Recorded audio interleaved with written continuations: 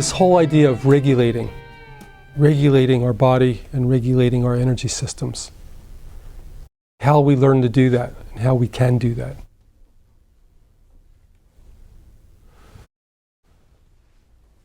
How to regulate.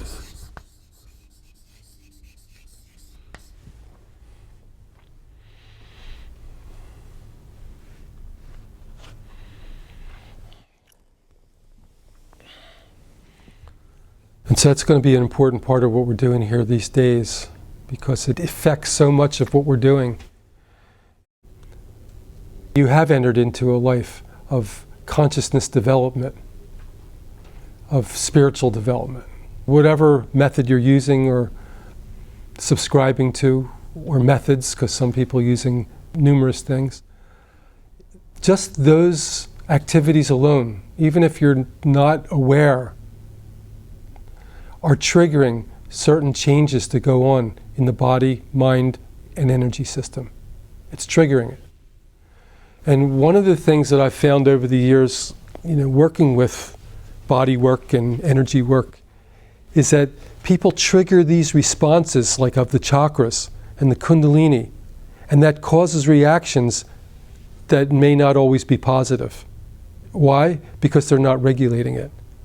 So it's just kind of going unfettered into certain activities that produce certain effects, reactions, and people notice the effect of it, but they don't know what caused it. So they know what's happening to them is not comfortable, or doesn't feel good, or doesn't even feel healthy, but they don't know how it's getting triggered. And so if we trace it back, oftentimes it's coming from what's happening in the chakra system. Via certain activities, thought processes are the cause, which is not recognized until there's a reaction that is recognized.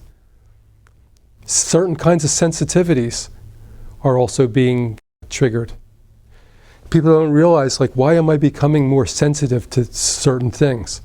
Well, because you're getting involved in these kinds of work that activate more subtle centers of the body.